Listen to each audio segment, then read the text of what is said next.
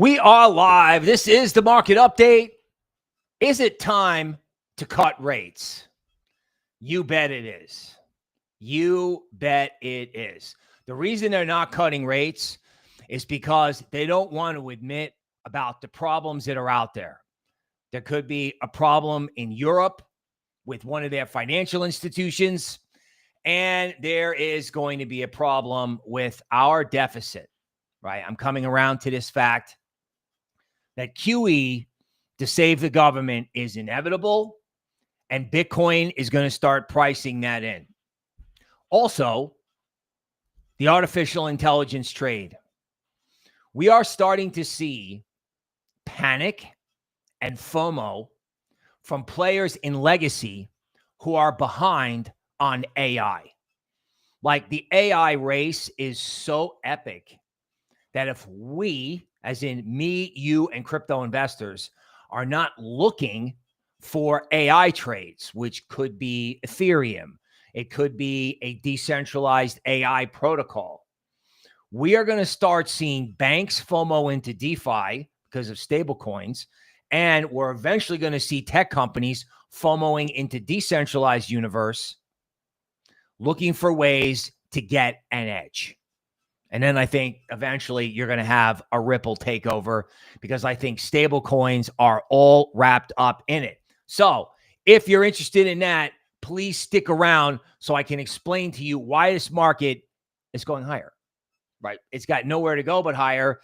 And all is focused on the geopolitical trade. Like, the situation is not over, but we don't need to trade it anymore. And if we do, and they give you a dip in crypto, you just take advantage of it, right? Because it's another one of these giant Middle East rock throwing competitions that can go on for a while. And it's not going to, I mean, you can get dips, but it's not like we have to wake up every morning and spend 15 minutes on the geopolitical update. That is over. Okay, Thomas, come on, Powell, cut already. Dude, when he starts cutting, just trust me. Watch the rest of the show. Hal Lopez coming from Portugal. Tyler, MJ Hits. Ben from Australia. SGSG. 21 million Bitcoin in 21 years. Dude, you know what? He's probably right. And so is Dalio about the government debt. Hav, what's up? He's right. He's right. And I'm about to show you. So let's go.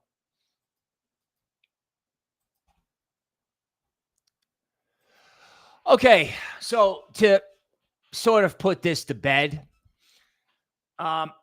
we tried to drop some ordinance and declare victory and leave.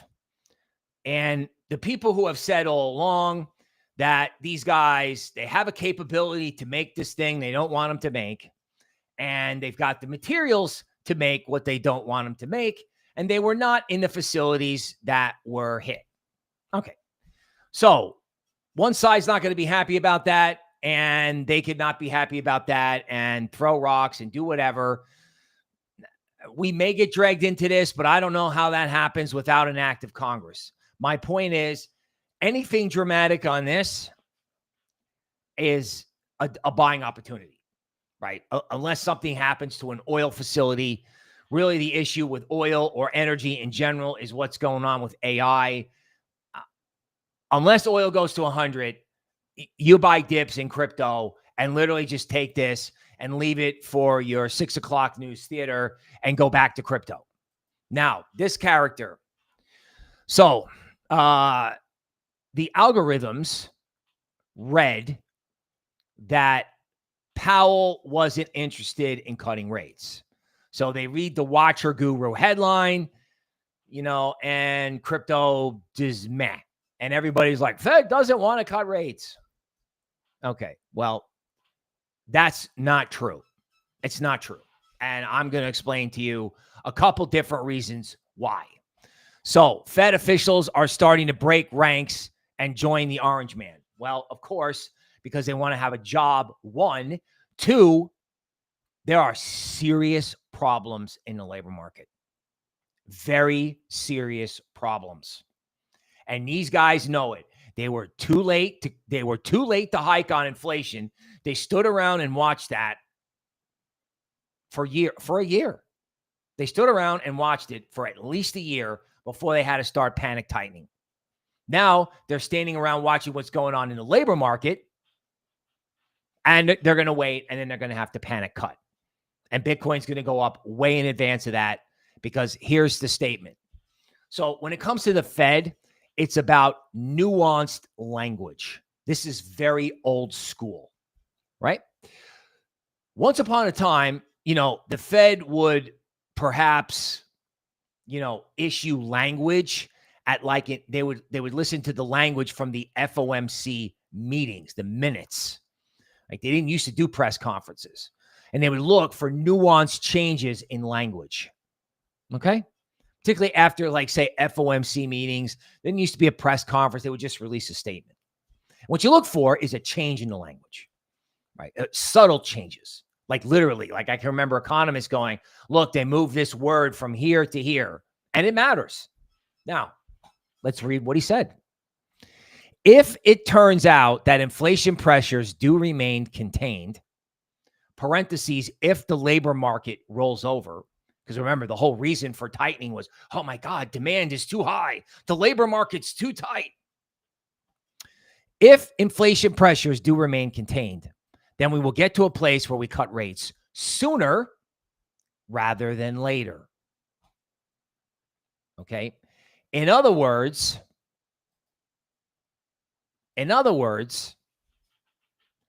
there's something wrong with the labor market, and we're going to cut rates very, very, very quickly. Real growth in discretionary and non-discretionary spending peaked last fall and has done nothing but go down. Nothing but go down. Okay? So people are spending less money. That's the blue lines. Okay? And this black line is like an estimate about what's going to happen with jobs and layoffs. People know it's coming, unfortunately. Right? And the Fed is sitting around watching this happen and not doing anything. Knowing full well, honestly, in defense of them, in all honesty, they're going to have to come in, they're going to have to cut rates, and they're going to have to do QE, and they're going to have to do it all at once. I mean, literally, if they're going to have to do it, then we might as well wait and do it big. That's what it feels like to me. That's probably their attitude. Like, if you go underneath all the politics and all the stuff. So I gotta be honest with you. I don't know whether the orange man knows this or not, but he's probably instinctually right about what's going on and why they should be doing it now. Now, again, admitting that there's a giant problem, I understand why they wouldn't do that. I mean, what's he going to say? Good afternoon, everybody. We're cutting rates because we have institutional problems overseas and no one's getting a job. And there's going to be layoffs. They can't say that. They can't. They have to wait until it's a major problem, and then they have to come in heavy. And Bitcoin's going to start pricing that in. Good luck seeing Bitcoin go down on any type of geopolitical stuff. And this includes Ethereum. I mean, seriously. That what's over is, international BS affecting crypto prices. Okay, look at this. So there's something called WARN. Okay, if companies are going to let people go, they actually publish the plans to do so in advance. I don't know if they do it with the Fed. They do it with the Bureau of Labor Statistics. I don't know. I haven't fully researched what WARN is yet. But WARN is going up. Like, companies are warning about implied layoffs. And this is the unemployment rate probably going to catch up with the announcements that have already been made. So let me be clear. If you have a job, stop going to Subway and Starbucks and start putting the money in Bitcoin. If you have a job, be grateful you have a job, honestly. And use that money to fuel investments in crypto. Like I used to say, hey, shoot your shot, take your chance. That's all true. But now with this, you have to. Look at this. Why CEOs are using AI to scare workers. Now, what they're doing is They're trying to scare workers into using AI, but this is effing with people's heads, right? In other words, one guy I know is talking about, and you may already know this, I think people do, that there's like this psychological worry about, is my job safe because of AI? And that's affecting how people spend money, right? Especially in the bottom half, like the top half is okay because stonks are okay. So how does the bottom half get out of this? The bottom half's got to get whatever money they have into crypto. I know people don't have it. I know a lot of people in crypto are fully invested. I get it, but this is not a joke anymore. And Powell knows it, and Trump knows it, and they know that, when they have to come in, they're going to have to come in big, because they're going to have to save the bottom half of the income strata in the United States and the federal government, because this thing in the Middle East is not going anywhere. I'm done talking about it. But there's no way you're looking at a smaller defense budget. There's no way you're looking at responsible government spending. There's no way, right? And the only way out of that is QE, right? So they just wait until everything gets bad enough, knowing that they have to do QE anyway. You just wait till it gets bad enough. Then you're like, oh, well, we got to come in and rescue everybody, when they have to do it anyway. You want to know why Bitcoin is up this morning? That's why. Because everybody is waking up and reading this, right? The algos read the other thing yesterday. They read, I don't think we need to be in a rush because the economy is still strong. Yeah, sure it is. For data centers, for big corporations, yeah, it's great. It's funny. I listened to a guy yesterday who talked about 3 stocks being AI stocks. You ready? You ready for a laugh? Chevron is one. I can't remember the name of a second big oil company because of electricity. And you ready for a laugh? Caterpillar. You're like, what's that? And like, those are the guys that make bulldozers and construction equipment for the data centers.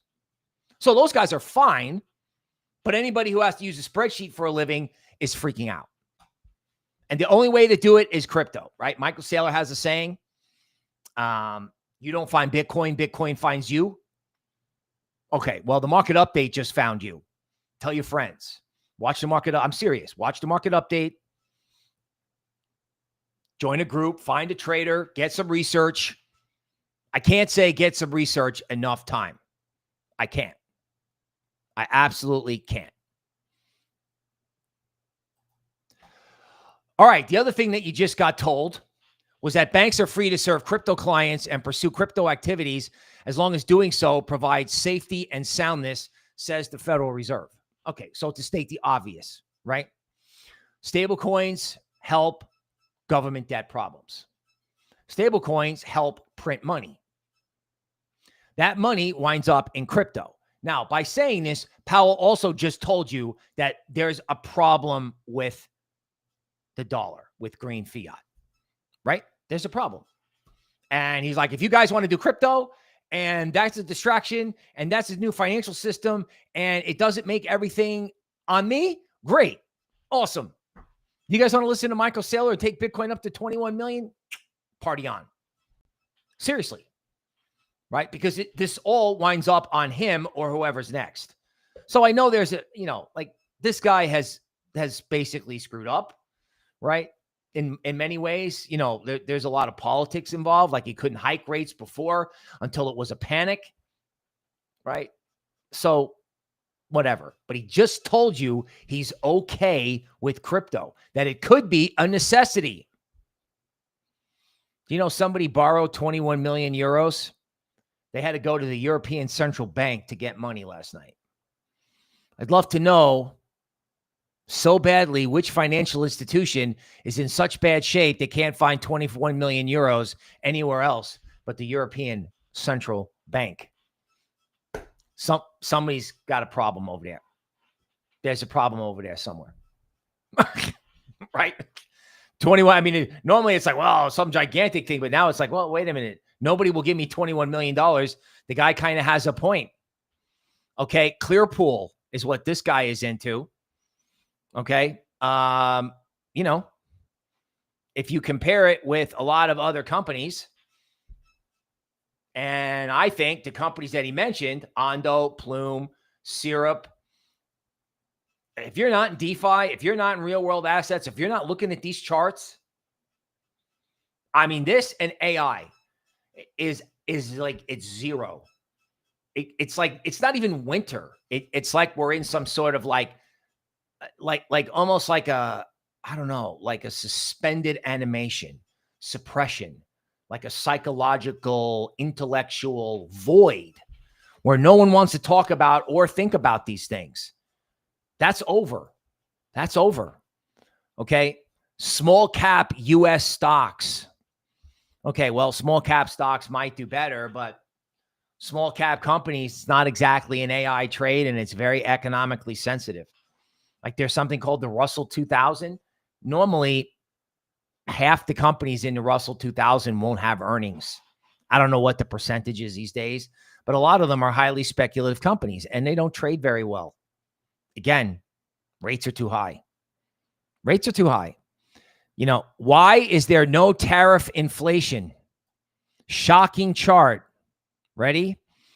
Export prices. Okay. Transportation machinery prices collapsing. Export prices rolling over. Like the global economy is rolling over. Passenger car export prices to North America. Whoop. Right? They actually have to cut prices to create demand. In other words, everything that everybody said about tariffs, it was exactly the opposite. Exactly the opposite. This tariff thing created lower prices and deflation. Okay, I'm a big Perplexity user.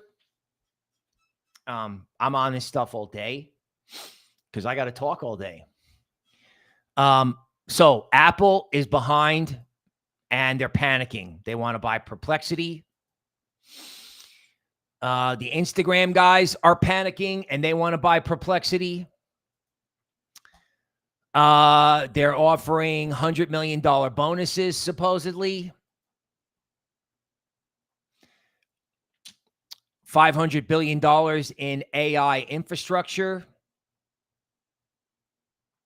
And there's a very important part about this that I'm just going to say. Ready? There are a couple companies that are going to win this AI thing, and there's companies that won't. Okay? And a lot of them are big. Everybody is not going to win. The Magnificent Seven are going to be like the Magnificent Three. It'll be the Three Musketeers. There are companies that are just going to get completely smoked here. Like, I don't know who the winner is. I don't know if it's like NVIDIA. I don't know. I think Google has problems too. But there's like NVIDIA, and let's just pick one. Let's say it's Google. Let's just pick one. Let's say NVIDIA, Google. What's the third musketeer? Is it Microsoft? That's the biggest company in the world, you know. They're laying off 8,000 people. How you guys doing? Okay. The Three Musketeers. NVIDIA, Microsoft or Google, and Bitcoin. And who should be the top dog? Bitcoin. Machines. What are they going to use? Are they going to use fiat, or are they going to use Bitcoin? If Bitcoin becomes bigger than Microsoft, that puts Bitcoin at like 180K. And frankly, Bitcoin should be much bigger than all these other companies because you can run finance, you can run the internet, you can run all these things on layer twos. This says nothing about Ethereum. Wouldn't it be funny if it wound up being Bitcoin, Ethereum, and NVIDIA? How funny would that be? You believe? I mean, that's Ethereum at like 12,000. No one's talking about this. Now, we go back and we talk about how, you know, some of these companies that are behind are panicking. How does this not result in massive FOMO? Massive FOMO. And I'm gonna pull it up. I'm gonna pull up the thing that says it all. There's like, we have like the 2-chart market update, right? Okay, here it comes. Ready? Orange Man says he wants the legal framework for crypto on his desk immediately. Immediately. Get it on my, this is not stable coins. This is the thing that prevents Gensler. Like basically crypto is legal. I don't know if there's tax treatment involved. I have no idea what's in it, but the big, beautiful crypto bill he wants on my desk now. Why? Well, he needs something positive to happen. He needs to get everyone's bags going. He realizes he's going to get bogged down over there in the Middle East. He's got to get something positive going right now. Everybody needs a legislative accomplishment. They need to do it now. Now, helping crypto is that the Chicago Fed's U.S. Financial Conditions Index shows the loosest reading in more than 3 years. Now, what's financial conditions? So this is something that I think Goldman really pioneered, right? By combining things like, the stock market, interest rates, all kinds of macro legacy variables, putting them all together and saying, are financial conditions loose? Meaning, is it good for risk assets? Is there, there's no lid? Or are financial conditions tight? Like up here, when the Fed was hiking rates and you had FTX and assets collapsing, along with stonks. So financial conditions are super loose, right? This black line is financial conditions, super loose. And oil went back down again. So again, financial conditions are good for Bitcoin and good for stonks, but good for Bitcoin, right as the Orange Man is saying, get this on my desk, moon the bags. So the Fed has to cut massively eventually.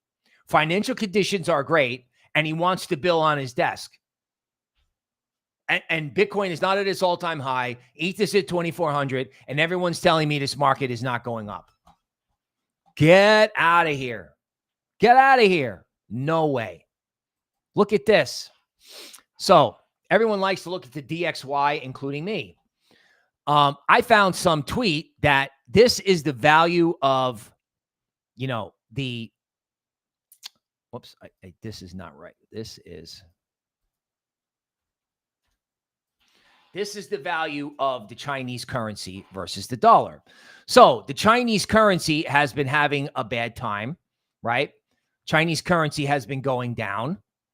Now the Chinese currency is starting to come back. And one thing you'll notice is ETH and the Chinese currency went down together. Somewhat interesting, right? So if the Chinese currency goes up, which is not the best currency in the world, and the dollar starts falling versus the Chinese currency, the dollar must also fall versus crypto, which means crypto has to go up. If they start buying the Chinese currency, they got to buy every single cryptocurrency, right? And I mean, again, even with DXY, the dollar went down, and so did Ethereum. Wait a minute, isn't Ethereum a currency? Yeah, it is. So this whole thing with ETH is going to get completely unwound. You're going to blink and ETH's going to be at 4,000. So you look at this AI FOMO, and not just FOMO, you look at the AI problem, right? It's a must. And it's going to happen. And it's going to be epic because they're all going to come in at once. And there could be news one day where Powell has to move all at once. Right? It's classic misdirection, right? Everyone over here is looking at the geopolitical situation, which I get it, right? But that was a 12, 13-day Cuban Missile Crisis type of thing. Now, that's not over, but for markets, that's what everyone's looking at over here. What everyone should be looking at over here is the Fed, the AI trade, Bitcoin, right? And how crypto is going to become not only a new financial system, but the only way any machine is going to do anything with AI agents and reasoning and all that coming up. And everybody is looking at the wrong thing, which is classic, right? They read the wrong Fed statement. They're looking at the wrong news.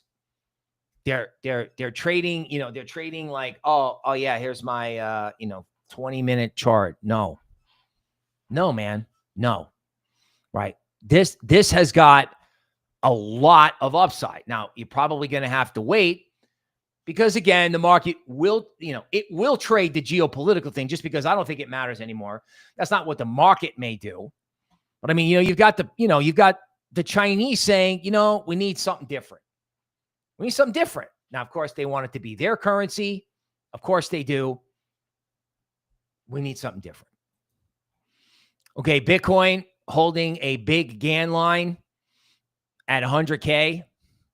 Premium zone is like 112. The absolute top is 114, which is exactly why you got to start looking at Ethereum, right? The 200-day moving average is at 2,500. Ethereum is not even in its equilibrium zone. It's massively suppressed. And I want to discuss suppression in Bitcoin in English. It's complicated, but it's worth the shot. So you may have heard on Friday that there was an options expiration for both stocks and crypto.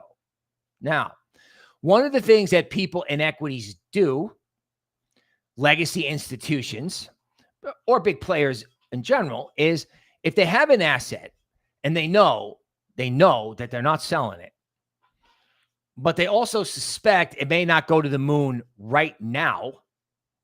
Okay. What they do is they hold the asset. Then they go to the options market and say, well, I don't think Bitcoin's going to go above 115. So options markets, they have all kinds of bets. It's kind of like poly market a little bit. Like, okay, I want to make a bet that it's going to go up above 115. Well, the thing that's cool about the options market is, even though it can be dangerous, is that you can take that little 115 bet and short it. Now, what happens is in options, everything expires like on a timer. So what you can do is you can hold your Bitcoin, then you can short a bet that it goes higher. And if it doesn't go higher, you collect the money. It's almost like interest. I still have my Bitcoin. It didn't go anywhere. And then I shorted this thing and I got paid for it not to go anywhere. Now that may seem complicated, and it is. It's called overwriting. So if you want to chat GBT that's my explanation of overwriting. Guess what happened on Friday? All of these options expired. All the bets, bullish and bearish, overwriting, not overwriting, but particularly the overwriting guys, their position came off. They collected their money and that's it. Now, are they going to overwrite again? Are they going to do something that will theoretically suppress Bitcoin? Or are they going to let it run? Because, there's a lot of these options. I mean, it's, you don't push a button and develop the type of, volume in these options that you just had expire. You don't just push a button and replace all that overnight. Like, are you going to get in Bitcoin's way after seeing this thing go to 99K and go, boy? I don't think so. And you know what? Even if these guys come back in and do this thing, which can put a lid on Bitcoin at some point, there's nothing holding back ETH. There's nothing holding back Solana. I mean, yes, you do have options in Ethereum, but it doesn't matter, right? The rest of altcoins can just go. That's why they've been up for 2 days. And then everybody sees altcoins go down and everybody backs off because everybody's been scarred by these 20 and 30% down moves. But the reality is big players are coming here.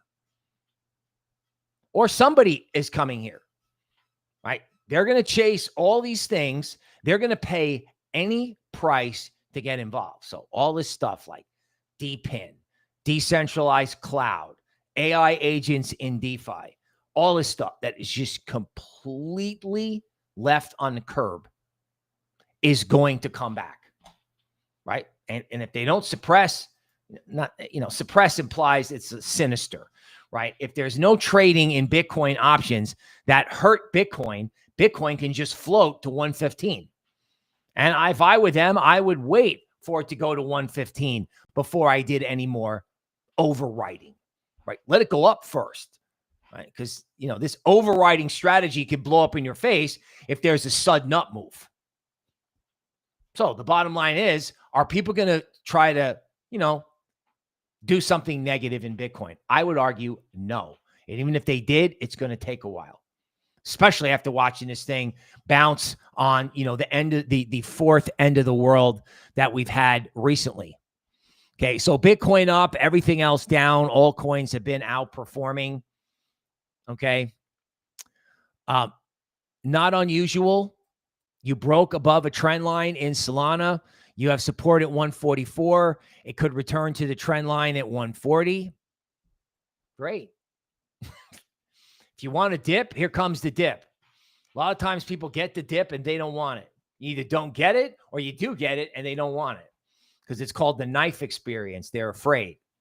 We talked about this yesterday, right? First I'm bullish, then something happens, then I sell. Then I get bearish, then I get short.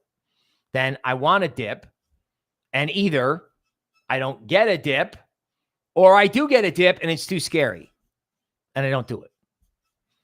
This is like the how to lose money in a bull market type of thinking, which I don't want you to do at all. So when you have Ethereum, you have a 9 top, you have resistance at 2,400. Great. If they have a dip and it doesn't really dip that much, then that's a sign of strength and you want to get involved. If they do dip it, it's Christmas. Okay. XRP. Just absolutely lovely. Any negative stuff that was there is gone. They went to the 62% retracement and it just sits there. And there is an article out there, okay, about what bank strategy and central bank strategy will be going forward. And here's my final word.